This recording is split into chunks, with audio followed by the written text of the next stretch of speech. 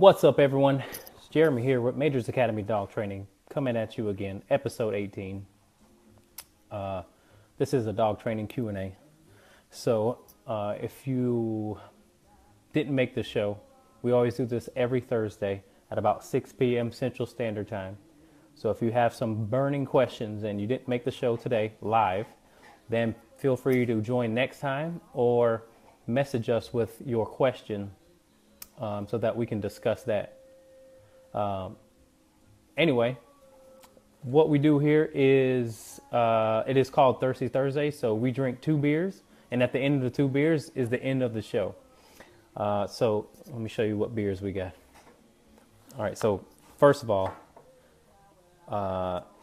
this beer was sent to us by another client of ours. I like that clients keep sending us beers.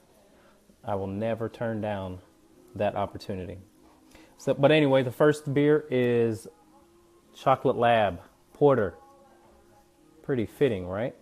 Wisconsin Brewing Company, Chocolate Lab. And it's a porter. So it's perfect because it's cold outside. And the second one is personally my favorite, by far, favorite beer I've ever tasted, Delirium Tremens. If you guys haven't tried this, go get it. Look at it. It's got a nice, cool, fun bottle label on it. Go try it if you haven't. It's really, real good. Belgian ale from the breweries from Belgium, actually. So, Delirium Tremens. All right, let's bust it open. And if anybody watching right now has any questions, feel free to ask or comments or what have you. It's more of we will be talking about the topic though, but we'll address any questions before that. All right.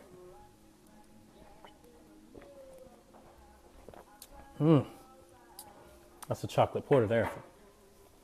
All right. We might as well get to some questions. I had a couple of them on Instagram and a couple on Facebook. So hopefully wherever you guys are, whoever's watching, it's warmer than it is here. What's the temperature? Like -5 right now. It's crazy. All right. Let's see. All right. Kenna says or asks, my 10-month-old lab is developing the habit of barking when someone startles or surprises her. For example, if we are waiting for the elevator and someone comes rushing around the corner, she lets off a burst of barking. Or if we are out walking at night and someone gets out of their car and she didn't realize they were there, she is very people and dog friendly, but she understandably makes people nervous because for a small dog, she has a very large bark. I don't want this behavior to continue. However, I am not entirely sure what would be an appropriate correction/redirection. Any advice you could give would be greatly appreciated. Thank you for your question. All right. So if your lab has a habit of barking when someone startles or surprises her, that just means the dog needs a little bit more structure in that area. Okay, so simple as that.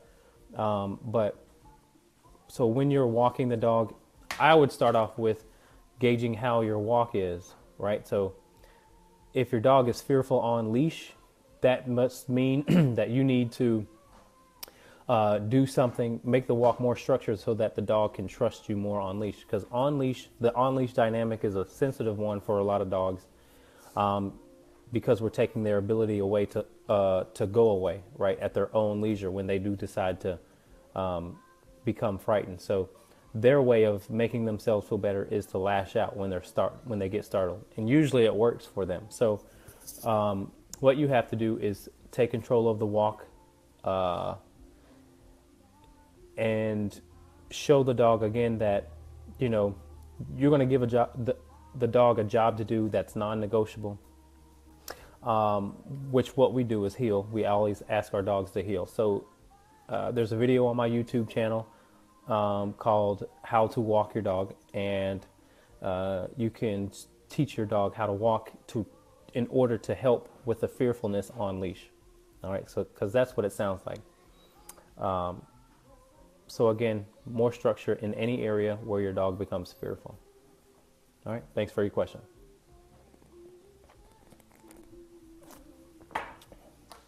All right, next question. I would love to hear your take on using treats for basic training. My husband and I had trained several dogs over the years using what I've just found out is called the coiler method, using a choke chain and a leash. This year we adopted 2 new dogs and can't seem to find a training program in Madison that doesn't use treats. Seems that our learned training is no longer considered humane. I enrolled in an agility class starting this month, and I'm pretty sure treats are going to be involved. I won't be home to watch you live, but I will watch watch later tonight. All right, Debbie. The Kohler method is awesome. Many trainers still use it. So I would go ahead and do that. I don't care. I wouldn't care. You know, the people that train with the philosophy of treats only, they are going to say that your methods are outdated, but that's okay. I know plenty of trainers that still train dogs with the Kohler method. It's a very good,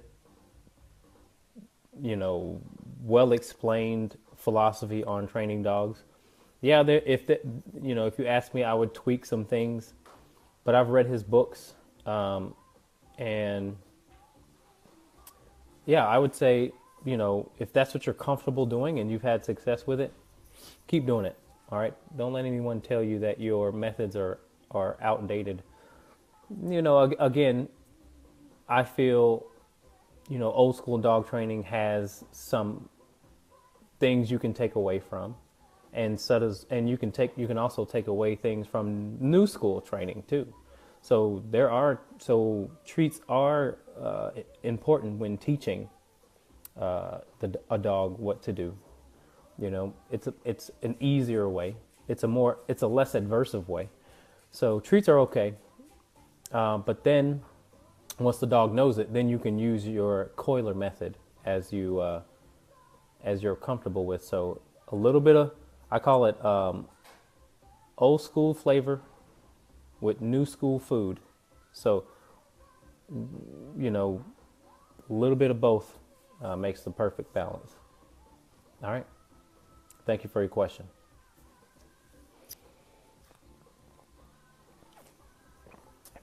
Anybody else out there drinking? This is what I'm drinking. Hold on. I'm going to make a thumbnail. It's got to be a thumbnail. Look at that, Badger State right in the middle. All right. Anybody just joining in, feel free to ask a question.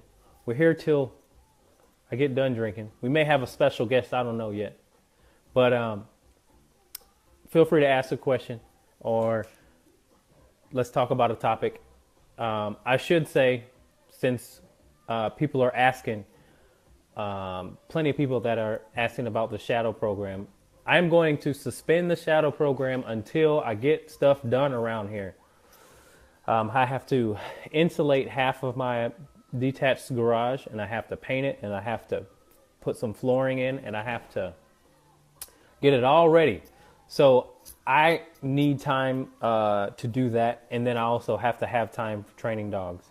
So I don't want the stress of all that going on with one. Let me just get settled in, get my project done, and then I will start inviting people for the shadow program. So there are people that are coming on February, but after that, I'm going to make sure I get my my facility in order before I start inviting more people to shadow. Okay? If you don't know about the shadow program, we have a 3-day and a 5-day, and the 5 days like 800 something, and the 3 days like 400 something. But with the 3-day, you will be learning very basic stuff on how to handle fearful and aggressive dogs. And then with the 5 days, we can get a little bit more advanced when it comes to the e-collar conditioning, when it comes to working with dogs that may have came from a really bad past, and then how to train fearful dogs on the e-collar, because with the 5 days, you'll be able to see sort of a evolution or a 360 of behavior, or 180. With 3 days, not so much. What I would like for people to see is that sort of turnaround, right? Because I think that's what true rehab is all about. Getting a dog to understand, to maybe go into avoidance, maybe go into confusion as a result of strong boundaries, and then seeing them be okay, be happy, be accepting of the boundaries. That's true rehabilitation, but sometimes that takes time in order to see that whole process. So 5 days is better. 3 days is just going to be basic. There's no way we can, teach you everything in 3 days. There's no way you can even do it in 5 days because, to be honest with you, not to brag, but I can't, sometimes I forget there's just a lot, and sometimes I forget. But I will stick to the most important things and the most important subjects when people decide to come shadow with me, and we're going to drink good beer, and we're going to have some good food, and we're going to explore if you aren't from Green Bay, then we're going to explore the cultures of Green Bay. So we are tailgating for the Packers game on Saturday. If I have any Giants fans, sorry for you. But we are tailgating for the Packers game, and it's going to be about 2 degrees outside. So anybody out there is tailgating with us, or if anybody out there is tailgating, y'all should come by and see us.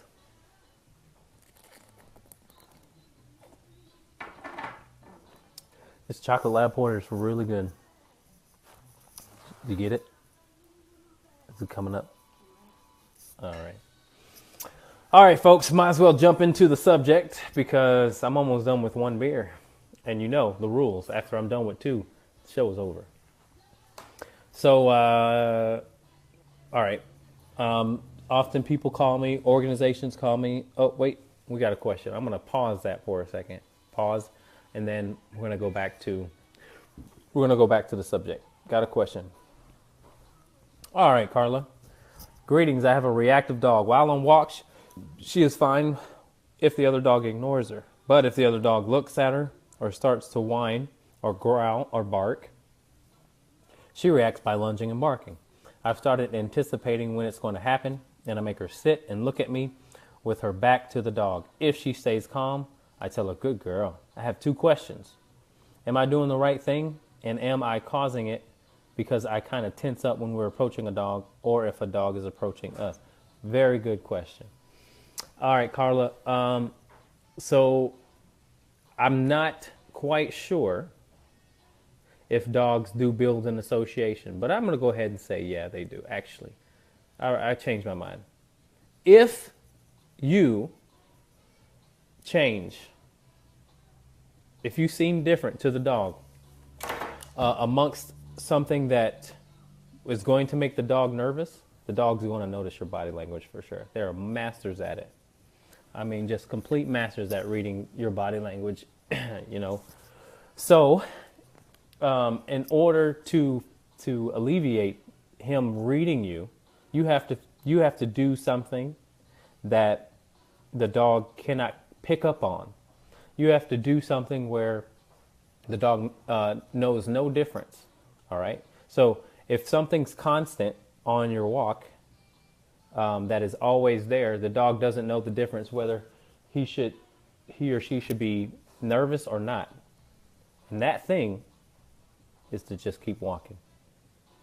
Correct her when she starts to look at the dog. What you want to convey to your dog is that you have to walk. This is what we're doing throughout the walk period. All right. Make sure that your walk is very structured. Make sure you're giving your dog a job to do on the walk the whole time. So your dog should be walking by your side, heeling, loose leash the entire time you guys are walking. The dog should not be sniffing, should not be peeing. Thank you for the likes. I appreciate the thumbs up. The dog should not be peeing, pooping, sniffing, none of that. Okay, so 90% of the walk should just be walking. The other 10%, they can do that. But in order to help a dog, what you have to do is gain trust with your dog. And in order to do that, you have to give your dog a job non-negotiably. Give your dog a non-negotiable job on the walk, which is the heel. All right. You should also check out my video on YouTube. The channel's Majors Academy Dog Training. It's a how-to walk. If your dog doesn't walk like that, get it to walk like that. It's very important. Okay, because a on-leash dynamic is very sensitive. Some dogs are very sensitive to it because they cannot go away from conflict. And sometimes meeting dogs on walks can result in facilitating leash aggression. So that's another rule that I tell people. Never meet dogs on leash because you don't know the other dog. So never, if someone wants to say, oh, well, can we say hi? I'm sorry. I usually say I'm sorry, no. And my dogs are going to eat your dogs. No, I'm just kidding. I usually say, what do we usually say? They usually say, yeah, we're in training, I'm sorry. And just keep walking. But make sure you're giving your dogs the proper space. Cross the street, right? Never put your dog in a situation where they have to be near a crazy dog. Because that's what's just going to make your dog crazy or insecure. All right. Thank you for your question. All right. Anybody else have any questions that they want me to answer before we get into the juicy subject? It's not really juicy. It's just, I think it's important. I think it's important to know because people often say, you're welcome. Thank you for your question. Thank you for tuning in. People often say, dogs are unpredictable. People, as an excuse to put the dog down. People often say it comes out of nowhere. We just can't trust it. And that really, really, really gets me going. I mean, that really boils my stomach. One of the things I have to know right away, if we're considering putting a dog down, because what we have to really think about is, can we provide that dog a good life while living? It's one thing if we keep the dog in the crate the whole time. That's no life. Maybe the dog will be better off dead. But if we can provide that dog a good life, maybe not, maybe the dog won't ever be able to, just do whatever like a non-aggressive dog would do. But maybe we can provide that dog with some really good rules, boundaries, and limitations so that the dog can experience some freedom. So this is the thing that I want to take in consideration before I sign off on a dog being put down. First and foremost, is the dog in the environment that it's presently in? What is it allowed to do, or what does it do? Tell me about certain things, because what I'm trying to do is evaluate to see if the dog is doing certain things out of fear, biting out of fear, or biting out of bratty, pushy, pushiness, like sassiness or whatever, if it's a female. I'm trying to figure out if that's the key, because what we can do, if there's ever any brattiness, any sassiness, we can, that's what gives me hope. That's what tells me, maybe we might not need to put that dog down. Because when you're dealing with a dog that, again, thinks it's okay to do things, you can teach them pretty quickly that it's not okay to do those things, which includes biting, barking, jumping, scratching, all that nonsense. So if a dog is truly aggressive, and those dogs are very, very rare. I've only met 2 of them In 10 years, I've only met 2 dogs that are very aggressive, and they're very quiet. They're not loud. And those dogs rather have you come close as opposed to bark and warn you before you get close. So those dogs are 99 percenters, the truly aggressive dogs. They're out there, but not the average, not in general. So the average dog that is a biting dog, how much of their behavior, how much of their daily existence, how much of their routine, how much of their daily life do they do on their own accord? Or how much of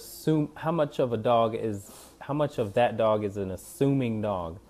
You know, the dog assumes certain things, that I can do this, I can do that.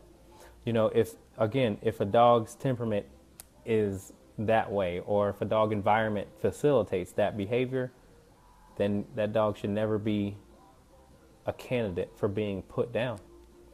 Because so that's what I ask these people who come to me with these extreme stories. They're almost wanting me to say, yeah, man, wow, that dog's unpredictable. You should put him down. They're almost looking for an excuse, what do you call that? They're almost looking for someone to say it's okay. You know, so do you think the truly aggressive dogs are genetically flawed or caused by bad breeding? Both. Genetically aggressive dogs, yeah, they're tough to work with. They shouldn't be bred, you know. But that doesn't exclude, you know, backyard breeders. There are breeders that have show dogs that breed aggression. You know, there are dogs in the show ring that bite judges all day long, but they continue to breed because they're only looking for looks. They're not looking for temperament. So backyard breeders are part of the problem too, but also these fancy good breeders are part of the problem. I mean, there just needs to be better information on how to even select a puppy too. Because these people that come to me, you know, their thing is, oh, it was so cute, that's why we got the dog. And that's just not a reason to get a dog. Did you see the mother? That's the first thing I tell people. Did you see the mother? Did you get to see the mother, pet the mother, see the temperament, this, that, and the other?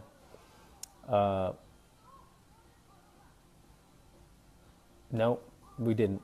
Or, yeah, briefly. You know, there's a golden retriever breeder here in Wisconsin that no matter where you come from, he has people that come from Sweden. He has people that come from all over the place, all over the world, to come see his dogs. Sometimes people have to go home without a dog, no matter where they're coming from, because he's that thorough of a breeder. I forget the name of it. It's a weird breed. It's a weird name. But when I was down in Milwaukee for my Hall of Fame induction, there was this guy who used to take pictures of me running track, and he had this dog tie on at the Hall of Fame induction. And I said, "Well, you got that dog tie on?" And he goes, "I wore it for you." And then, so he's the guy who was telling me about this golden retriever breeder. That's just phenomenal. It just blew my mind. My jaw dropped. I said, "Well, what?" There's actually a breeder that, you know, says you got to come back twice in order to do that. And then he picks a dog. You don't pick a dog. He picks the dog based on what he feels would be the best candidate for you.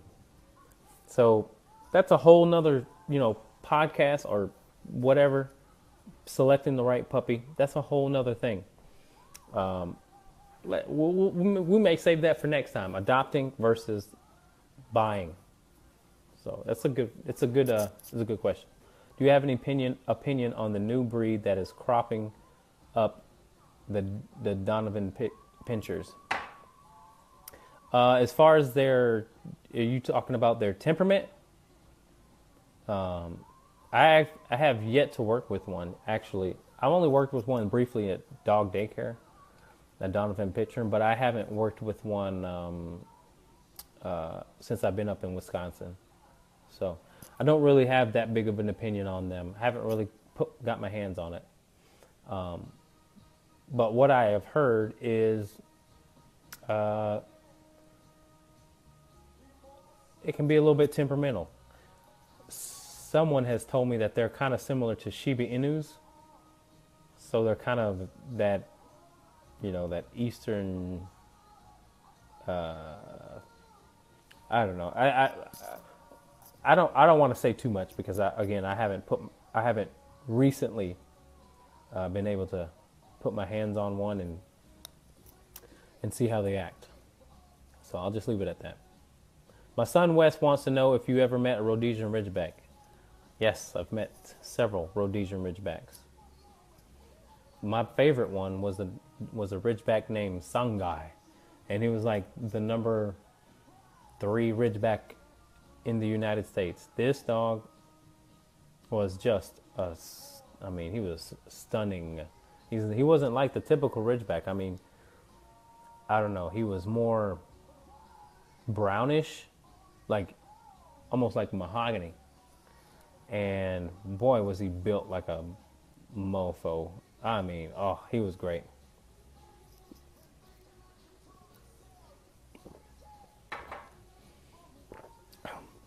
All right, busting up into this. This is my second beer. Delirium Tremens. Yum. It's my favorite beer here.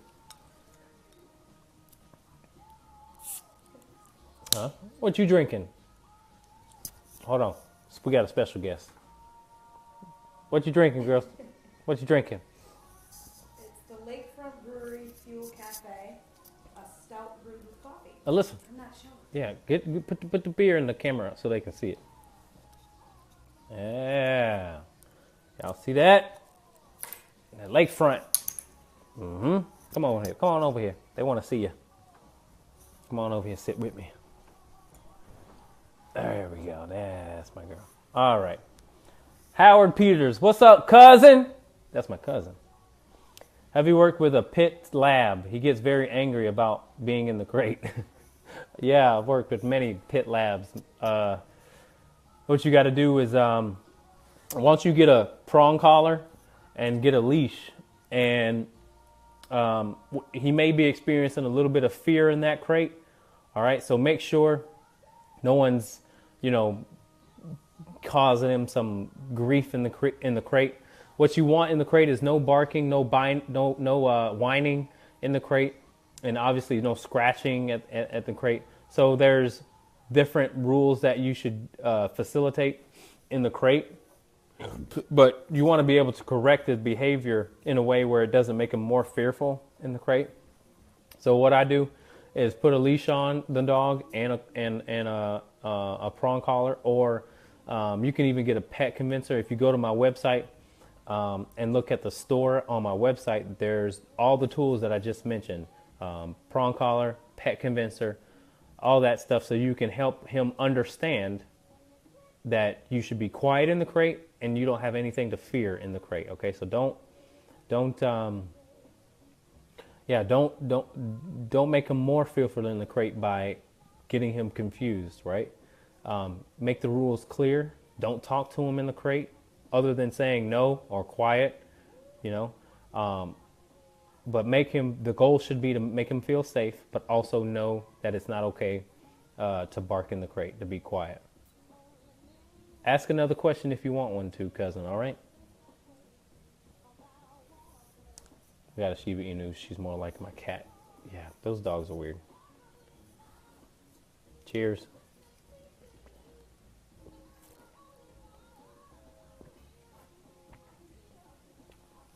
All right.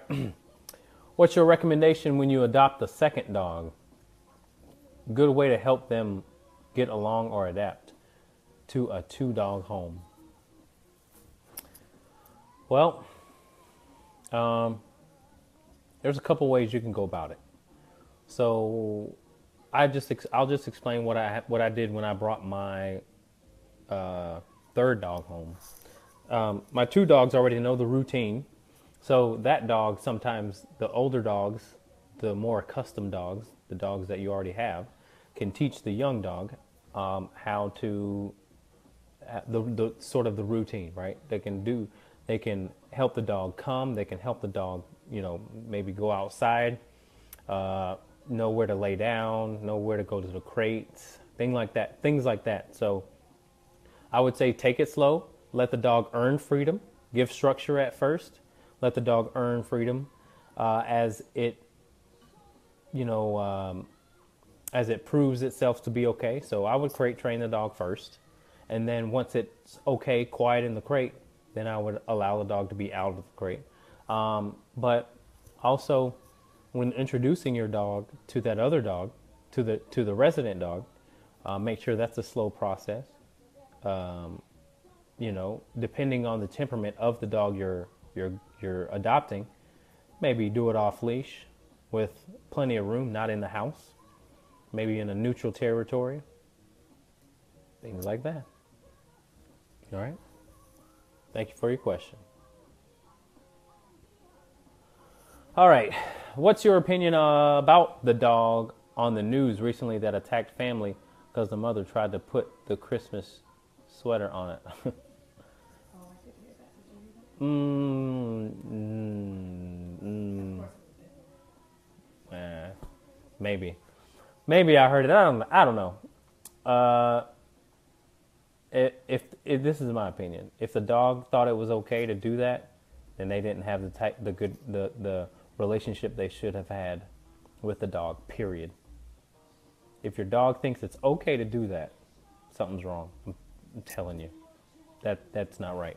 So I know the situation, but I don't really care. My dogs know that would never be acceptable, no matter what I did to them, because I'm not going to do anything that harms them. It'd be one thing if they were causing harm to the dog. But your dog should have such a trusting relationship with you that you should be able to put a sweater on. That's not asking a lot. Sit down and let me put this sweater on. That's not asking a lot. So if you can't do that and your dog thinks, well, I don't want to put it on, and this is what I'm going to do so that doesn't happen, that's just not right. Right? Right. We're excited for the Packers. Look she got her new Packer swag on. We're excited for the Packers this weekend. They've been playing great. Sorry if you're not a Packers fan, but not sorry. What's up, Lily? All right. Lily says, what if your dog is completely calm in the crate, but as soon as you open the door, he comes out, jumps, scratches, and excitement obsessively. So what you want to do, Lily, is put the leash on, and if you've got a prong collar, put the prong collar on, and practice coming out of the crate and being calm. What you're going to have to do, because what the leash allows you to do is to gain control of the dog quicker, right? So first and foremost, how the dog comes out of the crate is very important too. Don't let him, when you open the door, don't let him just burst out on his own free will, right? You should be able to open that door and he just sit there like this, waiting for you to say, okay. All right. If he's just like this or if he bursts out, close the door right on him real quick. So I usually open it just a little bit. If they try to jump out, close it real quick and then tell them to sit and then tell them to stay or something. Then you open it up again. So the dog sits and stays. And while you open the door, then you say, okay. Then what you can do if you have the leash on or if you don't, grab his collar if you don't have the leash on. Just tell him to sit and sit there for until he decides not to get up. You can see the Christmas tree. See that? Yeah. Until the dog decides not to get up, right? So that may take some time. So this is what you do. You get the dog, you bring the dog out of the crate, tell him to sit. He should sit for as long as you want him to. He should stop trying to not sit. That's when you can move on. Do that 3 times, and your dog will start to become calm. All right? Make sure, though, that when you come home from anywhere, that he is not the first priority. Okay, because he's anticipating. That's all assuming behavior. It's party time when I get up out this crate. That's what he's thinking. So what you have to do is ignore him until he becomes calm. And then once he's calm, then you go to that crate. And then you let him out. But not before that. You want to start teaching your dog that when you go, calmness gets you what you want. You ultimately want to come out of the crate. You ultimately want to have me pet you or some whatever. And you ultimately want maybe to go outside. Let's get calm behavior for all of those things. Okay, so unassuming, unanticipating behavior is a humble dog. So when you let him out of the crate, put him right back in a sit. He's going to be all antsy. He's going to try to jump up. Correct him. Tell him no. Put him back in a sit and just wait. And then he's going to try and get up again and again and again. You cannot move forward while he's doing that. Dogs do what works for them. If that's what works for them, they're going to do it. Let's show them that calm behavior now is the thing that works. But you don't underestimate duration in those areas. Don't underestimate. Maybe stay there for a minute or 2, 3, 4 minutes. All right? Hope that helps.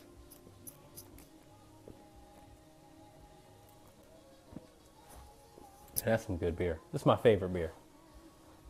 Go try it if you haven't.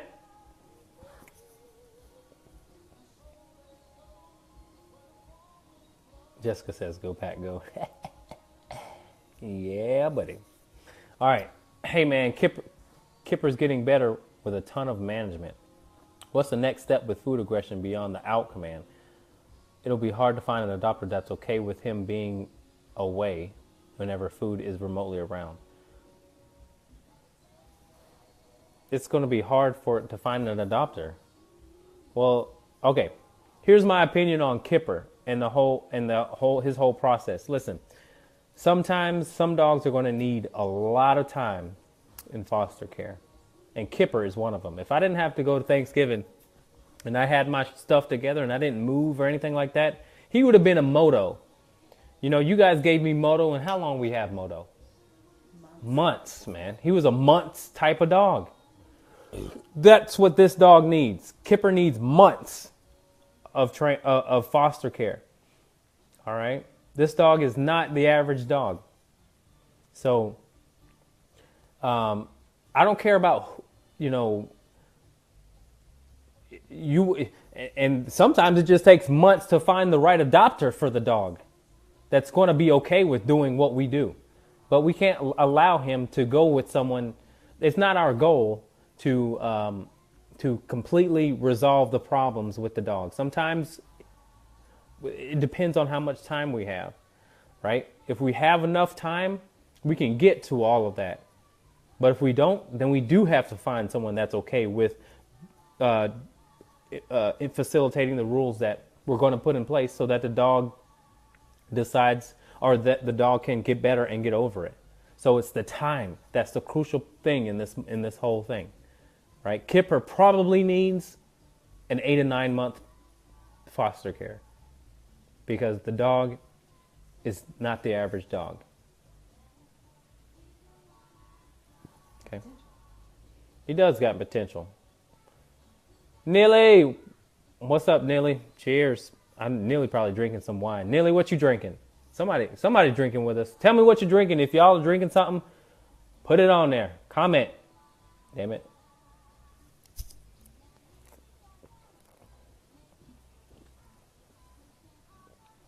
All right. Do you think lack of socialization, playtime with dogs for a social dog can cause overexcitement when other dogs are nearby? Is this a need that needs to be fulfilled? Wait a minute, let me read that again. Do you think a lack of socialization, playtime with dogs for a social dog can cause overexcitement when other dogs are nearby? Is this a need that needs to be fulfilled? Great question. I would say, yeah, man. The dogs that I have and the dogs that I've raised, I love it because when they see dogs, it's no big deal. Why? because they get socialization all the time. I love that.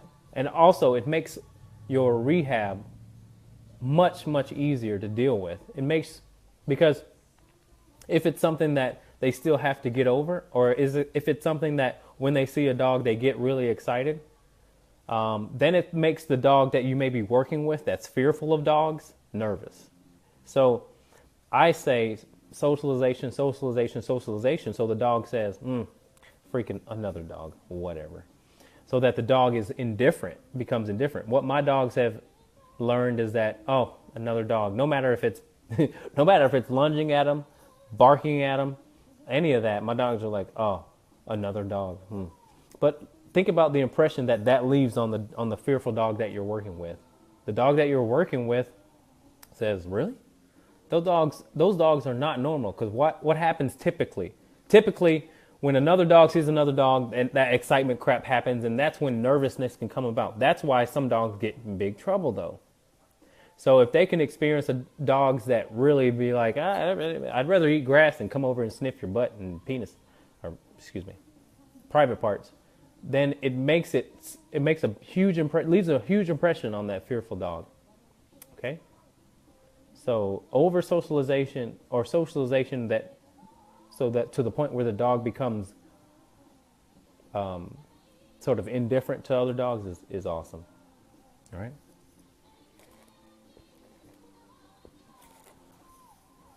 Thank you for your question. Same thing then with jumping on you when you get home. Ignore until they're calm. Yes.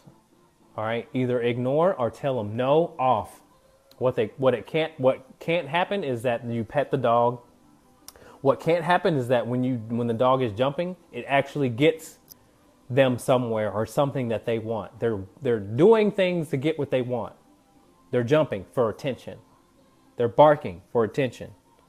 They're whining for attention. They're not going to waste that energy. Believe me.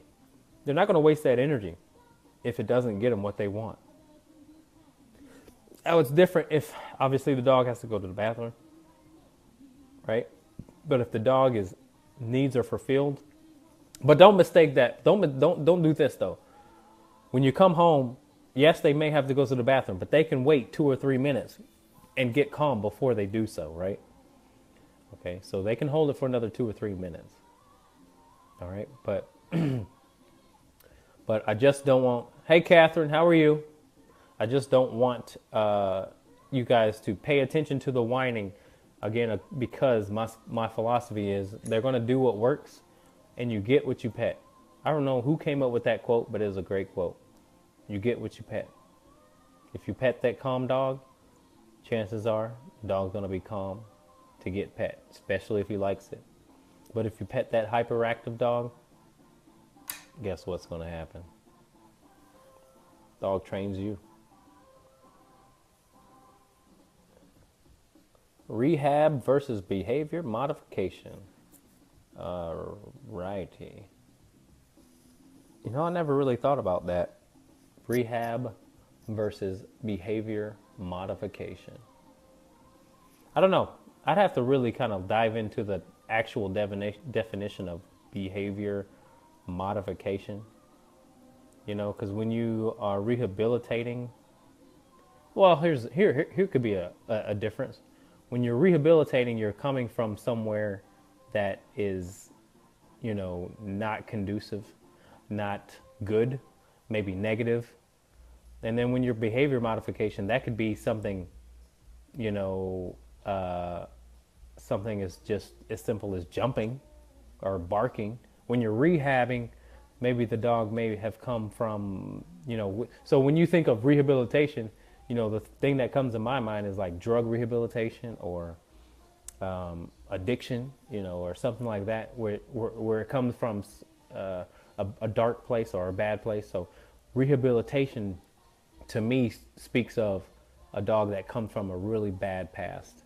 But behavior modification can be, you know, shaping behavior as far as, again, just like barking, jumping, counter surfing, you know, pulling on leash, you know, things like that. So in short, maybe that's it for me, at least. Wine. Kristen says wine. Y'all know I'm drinking wine. Yep, I knew it. Good old Keystone. Wow. Okie dokie. I'm drinking tea. It's morning here. Oh, she's from Australia. Yeah. Very cool. Coffee and milk. Husband said summer shandy. Yeah. Lining kugels. All right. Let's see. Oh, did I skip something? What do you do for a dog that attacks and bites when awakened from a deep sleep? I've seen it lately in Danes and Irish Wolfhounds. So the cool thing is, well, not the cool thing, but the thing about those dogs in particular, there are dogs that do that from all sizes. But the thing that about Great Danes and and Irish Wolfhounds is they're big, and they may be a little sore. They're like I don't want to move.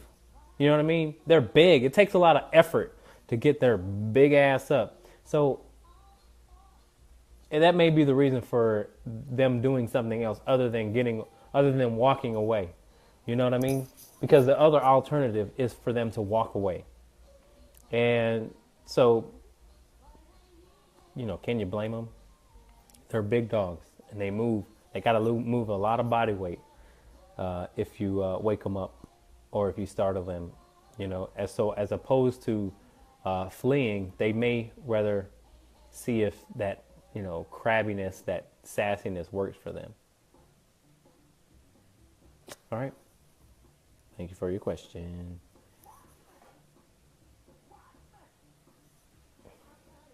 It's time to get searching for a buddy. Oh, for my pity.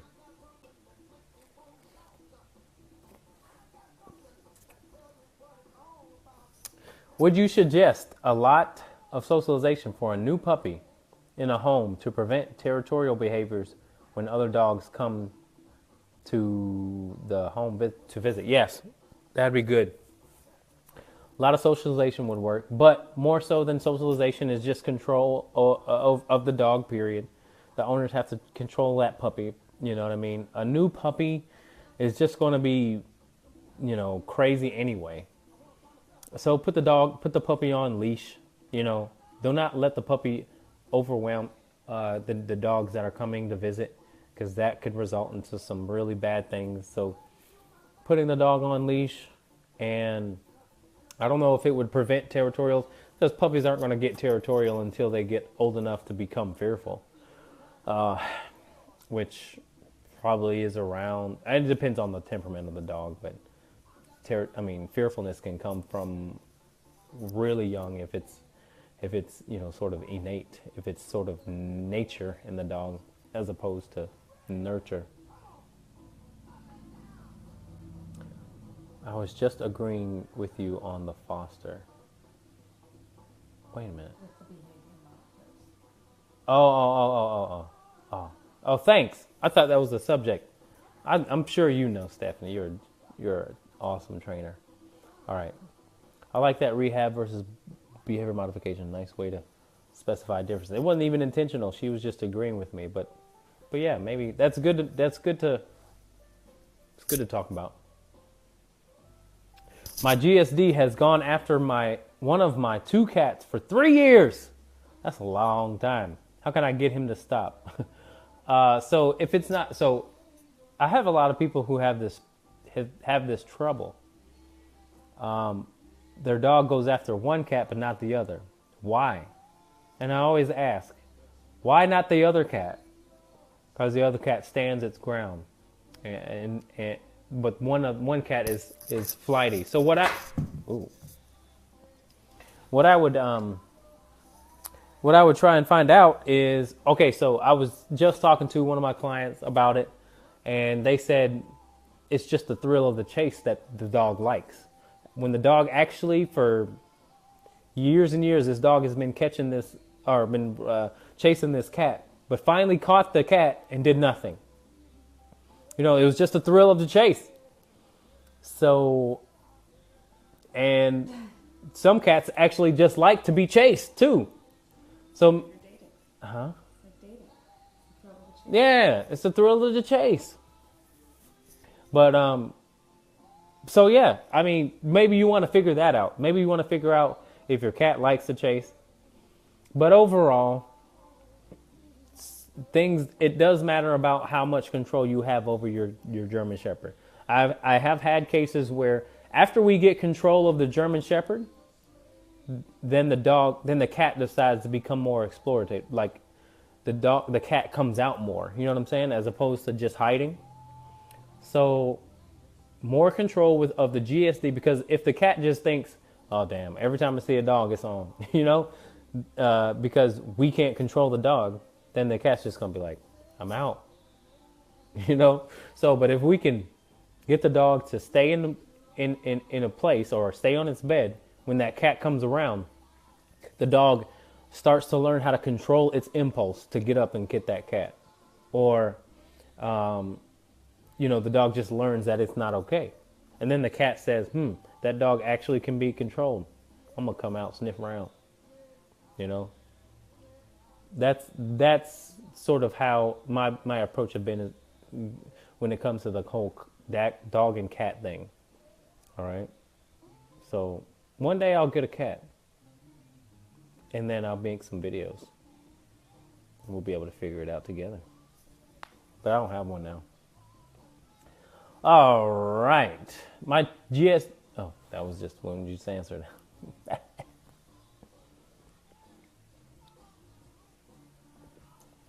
My 3-year-old Pitt is a foster fail. He's great, except if left out. Tried it for 5 hours, and he got trapped between 2 dressers and ate 2 sticks of butter. God! Hey. He's safer crated during the day. His issue is being hard-headed when off-leash and not coming when I call. Any ideas? Well, if you want more control in the house, then you have to facilitate more control in the house. Less freedom in the house. So that he can start to learn that even when you're gone, if you facilitated calmness in the house, that he's going to be more calm in the house because he knows rules, right? So first and foremost, definitely correct him if he decides to go after butter. Definitely start teaching that dog to place command, because I'm thinking that he'll be interested in food. He's probably at the dinner table when you guys are eating. That needs to stop. He shouldn't even be in the kitchen. So that's first and foremost. That would be the first thing. Don't let your dog in the kitchen anymore while you're home. So yeah, he may still go in the kitchen while you're gone and stuff like that, but you're getting somewhere if you're still adding control while you're gone. All right. One of the other things you can do is set them up too. If you have e-collar, or if you have something there's a pet safe thing that will correct your dog if he decides to get on a counter, or you can use a baking sheet or a can with pennies in it. But you can put a nice shiny stick of butter, if that's his thing, on the counter. Put it side by side with something that'll make a loud noise, so that he can sort of correct himself when he decides to go after that nice stick of butter. So in review, more control in the house maybe would work, and then maybe setting him up to get corrected with a stick of butter on the counter may be the remedy. What's the second part? Oh, his issues being hard-headed when off leash and not coming when I call. General rule: when you're working off leash, if he doesn't come, you have to go get him and put pressure on him. And I mean pressure by, sort of saying, just telling him, you need to get over here, and put your body pressure on him. Kind of walk like you're in a rush, and go and sort of grab him. He may not like that just minute pressure. What my dogs do is come because they know they won't want my body pressure, my presence pressure on them, right? So they're going to opt to come, because if they know that if they don't come, then I'm coming to get them. And so That's the thing that you have to convince your dog. If I say something, I'm going to follow through with it. So you might as well make it easy on both of us and bring your butt over here. So I say come, they don't come. Oh, I'm going to get them. Like the second time. I'm not saying it 4 or 5 times. No, we ain't even getting there. The second time, if I say come, they don't, then I'm going to get them. And they know that. And that's why they come. All right. Thank you for your question. Matt's watching. Hey, this hat is awesome. It's comfortable as hell. All right. Dex has been well socialized, but recently lashed out at a few dogs that got near me. I told him no and let him see me pet the dog. Did I do the right thing? Yeah, you did the right thing. You just correct him and you pet the dog. That's fine, but you petting the dog ain't gonna do much except maybe him control his impulses. But yeah, he's just being a brat. So I have to do the same thing when I have my dogs out in the yard, and I want to pet one and the other one comes over. I'm like, get away, let me pet one dog at a time. So yeah, you did the right thing. You should become a dog trainer, just saying.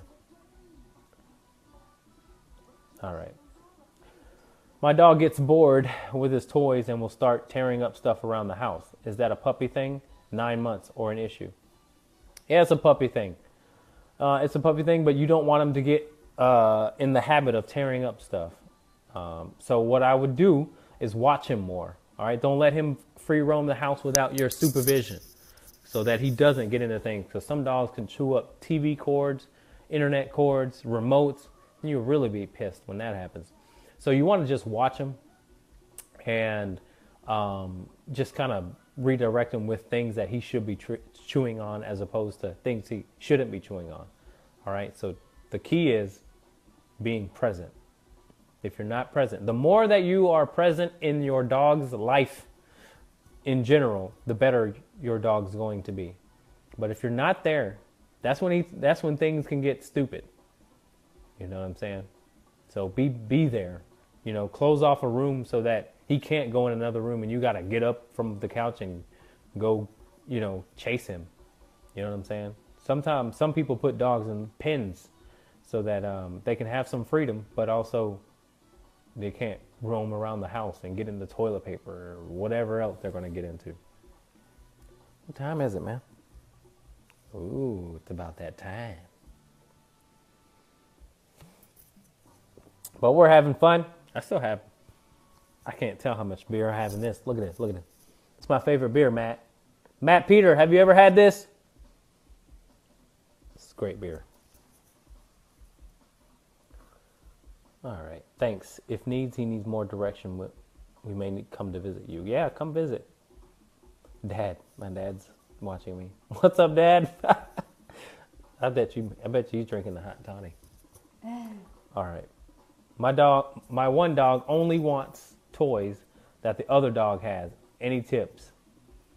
Strong beer, nice choice. You like that, Kelly? Yeah, Kelly's had it. All right, yeah, it's strong. It's strong. My one dog only wants toys that the other dog has. Man, look at the views. It's because of you. You know that? Yes, it is. I ain't never had this many views. I never had this many views. I'm gonna have her on all the time. Who thinks I should have her on all the time? Just to be there, just to look beautiful. Give me a thumbs up. Give me a thumbs up if you think Alyssa should be here every Thursdays, because I've never had this many views. My ugly butt never gets this many views, so we should start this going on. Moving. Look at all them thumbs up. Look at them. Look at them. Ha. So yeah. All right. My one dog only wants toys that the other. Look at it. Look at all these dang thumbs up. Look. They all agree. Shit. All right. Let me get to this question. My one dog only wants toys that the other dog has. Any tips? Yeah. I would do one or two things. I would tell your dog no. And then that's going to be a little tough because the dog's going to want more toys all the time. Otherwise, I would just allow them to play with their toys alone or pick them all up. One of the things that I do with my dogs is allow them to play with toys individually. I don't really have toys out with them all being out at the same time. But that's because I have pit bulls. And in my opinion, pit bulls are a little bit more prey driven than the average dog. And they're going to be a little bit more selfish when it comes to toys that resemble prey. So I don't have them out when they're all out together. Because I want them I want them to enjoy their toys individually. So that's what I do. All right. Thank you for your question. All right, Jen. My dog has had an issue with one foster dog and is now lashing out at other dogs if the dogs are nervous or not following the rules, according to her. We are placing her a lot around the new foster dog. She doesn't like and keeping gates in between. Only have them together on walks. Any tips? Yeah, just more control over that dog. More control over your dog. Your dog, rightfully so, says, this is my shit over here. This is my territory. So anybody who comes up in here and acts a fool, I'm going to have a problem with. You know, you almost got to say, you know, it's almost like the son that has a problem with the mom's new boyfriend. You know what I'm saying? That's kind of similar, right? I had a problem with it. All right, my mom brought men around after my parents divorced. Boy, I had an attitude with every guy that came up in my house. Okay, because it was just like, you know, I don't know you. So it's sort of similar. I think just more control over your dog will help, or just maybe correcting her as you see fit. To get her to realize that that's just not okay. You have to be accepting of all things, because my dog would easily get into that. My dog would easily fall into that, but they know that, you know, it's just not worth it for him to do it, you know, which is the reason why my dogs don't fight, right? They don't even think it's okay to get aggressive. What they need to do is walk away, because it's just not something that should happen. All right. And that's why I don't have fights. And that's why every dog that comes to me, socialized or not, fearful or not, aggressive or not, never gets into a fight. Because my dogs know that it's better to walk away than to get in a conflict. But I'm also there for them too. That's the other big thing. Have to make sure you're there. If you're not there, then you can't blame your dog for trying to handle the situation. But if you're there and the dog still tries to handle the situation, then that just means that your dog needs to learn that that's not necessary. All right? Thank you for your question.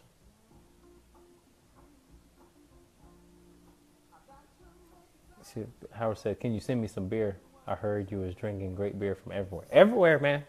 Yeah, I'll send you some beer. You like beer? I'll send you some good beer. I like the addition. Everyone likes the addition. Okay.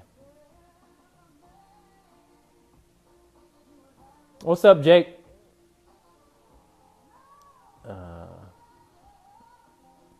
Oh, yeah. Yep, every week. Let's see what else we got. What's up, Mike? Good luck, man. You got it. All right, guys, I think we're going to sign off here. This is the most people I ever had watching, the most comments, the most everything. Why? Come on now. Y'all don't like me. Y'all don't like me. Comment, I got 2 pits. 2, Rousey and Bubba. Oh, you the one with Rousey, huh? She emailed me the other day, and I was like, you got to be a Ronda Rousey fan. This is before the Ronda Rousey fight. And I'm like, please tell me you named her after the UFC fighter Ronda Rousey. I told her that we're having a fight party. We had a fight party for Ronda Rousey, and she got her ass whooped, though. Okay, anyway, we'll get to your comment. Rousey and Bubba, and so far, toys are a no-go because Rousey goes after Bubba. Rousey likes to nip Bubba to get him to play and turns into a fight. Now we stop them from playing. Is that right? Is that the right thing to do? What you need to do is correct Ronda Rousey. She got an attitude, just like the real Ronda Rousey. You need to correct Rousey because she's just being sassy. So it sounds like she's starting it, and Bubba's maybe more laid back. You know what I mean? My female's kind of like that too. She's kind of, if I let her, she's a very assertive alpha female, which I love her for, but good Lord, sometimes it's a headache. So I would say more control over Ronda Rousey. Why do I keep calling her Ronda Rousey? But yeah, more control over Rousey. That's a great name for a dog. That's great. But yeah, if they want to play, generally, let them play, right? Until it becomes unfair. If Rousey gets overboard, correct Rousey for doing that. All right? Play should be fair, and it should be on both sides. It shouldn't be one playing and the other one not playing. It should be fair, and it should be, controlled. It should be able, when you say stop, you should be able to stop. I need to get off here. Good night, Stella. I was going to ask your opinion on puppies and guarding, but I'll wait for next time. Enjoy your evening. Please do. We're running out of time. Thanks for coming, though. I appreciate it. 17-year-old son is going to start watching you after tonight. I think he has something to do with a pretty girl. Yeah, so we got 17-year-olds tuning in and turning up. Rousey got owned. It was madness. Full show. It was madness. Oh, I had Holly. All right, guys. Works Tone signing off. One more cheers. Thank you for watching. We'll come back next week. Bye-bye.